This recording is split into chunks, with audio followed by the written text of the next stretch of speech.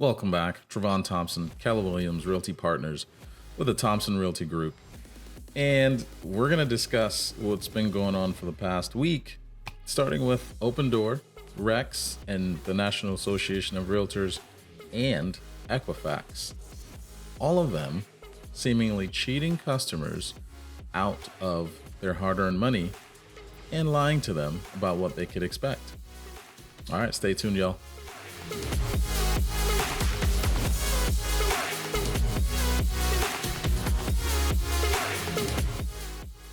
All right, cool. So let's get started with OpenDoor Labs. So last week, if y'all didn't see my post or my story about this, the FTC slapped a $62 million fine on OpenDoor for, and I quote, cheating potential sellers with misleading claims about its home buying service. OpenDoor promised to revolutionize the real estate market, but built its business using old-fashioned deception about how consumers could earn from selling their homes on the platform. That's coming from Samuel Levine, director of the FTC's Bureau of Consumer Protection. There is nothing innovative about cheating consumers. As stated in one of my posts, these iBuyers are out there for the bottom line. They're out there to get you to sell them your home for the least amount of money so that they can turn around and resell that home for the most amount of money. It's a game as old as time. So, you buy something on the low, you sell it on the high. It's not necessarily cheating, but when you tell the consumers that you're going to give them the most for their home, but then you don't, then you're cheating. Then you're lying to consumers. Federal Trade Commission finally slaps a fine on them for doing that. Now, you've got realtors out there that'll tell you, hey, look, don't go with OpenDoor. Let's list your home on the open market. Don't go with Zillow. They're really not out for your best interest, which is correct. That's totally correct. The big thing is when you sell your home on the open market, you're going to get a fair market value for that. When you sell it to an iBuyer, you're going to get a reduced amount of money for that, solely because they need to turn around and make a profit on that. Nothing too hard about that. Let's move on to the story about R.Ex and the National Association of Realtors and why they are suing this company for cheating or lying to consumers. Here's a little excerpt from the article. The National Association of Realtors filed a lawsuit against R.Ex, which is a real estate exchange, saying that they made false and misleading advertisements and statements about their services, thereby deceiving consumers and discouraging them from obtaining the pro-consumer, pro-competitive benefits provided by NAR members, which are realtors, and independent local multiple listing services marketplaces. Now let me explain what R.Ex is for a quick second. Now R.Ex is just another listing service that you can use, whether you're a FSBO or whatever, to bypass using a realtor. They advertise lower fees, they advertise a better service, and having everything you need that a realtor could provide you. When it comes to that, NAR says they didn't do any of that. They didn't provide you with a better service. They didn't help you sell your home for top dollar or any of that. And here's specifically some of the things that NAR said that they did, which were false. So they falsely advertised that sellers will receive greater proceeds because in a R.Ex transaction, sellers don't pay commissions to the buyer's broker. Now, right off the bat, a realtor could have told you that that was false, and that's a little crazy. The facts are that R.Ex has admitted that, as is customary in the industry, when a home buyer is represented by an agent, R.Ex's seller clients may pay buyer agent commissions. Not sure how R.Ex was going to go about squeezing out the buyer commissions out of the buyer, but they should have come up with a better plan. I'm not here to say what plan they should have had, just bringing you guys what's happening out there. Fact number 2, R.Ex has admitted that it relies on Zillow's website to display its listings and that it believes it needs access to aggregators like Zillow to compete effectively. In other words, the viability of R.Ex's business hinges on its ability to access and use proprietary technology that was built by Zillow on the exact terms R.Ex wants. The false claim here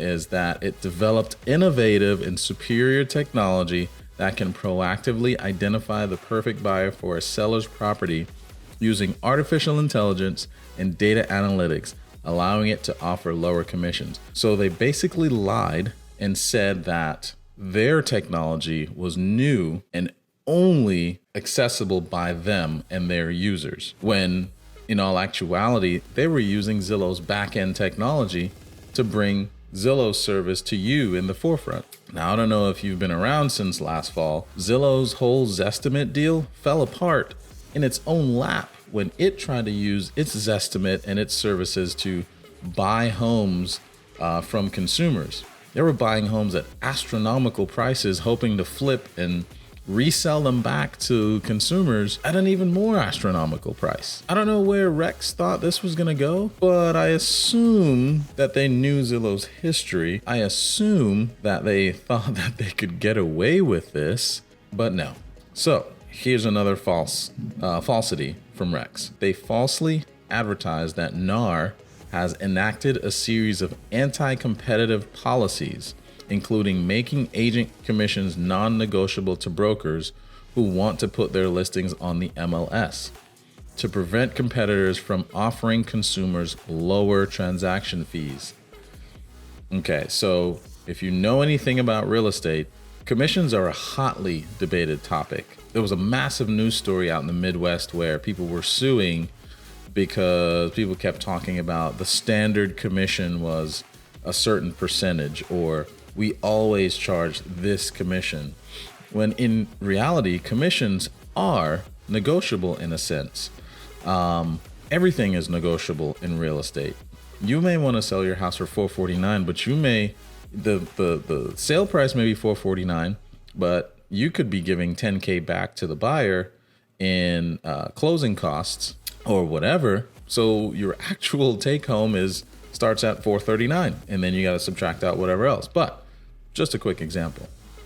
It's funny that they're claiming this only to move the heat off of them and onto NAR, because NAR represents realtors who are at the top of their game and at the top of the industry. And this is a company that is trying to muscle in or squeeze in on that industry. And of course, they would do or say something like that. They're just mad that they can't have the same clout as a realtor. Same way Zillow was mad. You can't put an algorithm on a realtor's job. You can't put an algorithm on a seller or buyer's attitude or emotion toward their home or their next purchase. You just can't. NAR's lawsuit, it was filed as a part of an ongoing litigation between these two guys in the U.S. District Court for the Western District of Washington in Seattle. NAR is seeking monetary damages, an injunction preventing R.Ex from continuing its false and misleading practices, and reimbursement of costs and attorney fees. Wow. So NAR's going after the jugular here because it feels like R.Ex is cheating the consumers that realtors are here to represent and have the best interest of. Very hot topic here. We're going to keep our eye on this one. All right. So last but not least, and the craziest of them all, the whole Equifax story. So Equifax has come out and said that they delivered inaccurate credit scores to lenders a few months ago for millions of consumers. And if you remember a few months ago, interest rates were still starting to go back up. The Fed was still talking about raising consumer interest rates, and the mortgage rates were jumping up. Now mortgage rates are back down. The Fed is continuing to raise rates, but mortgage rates dipped down to 4.85% last week.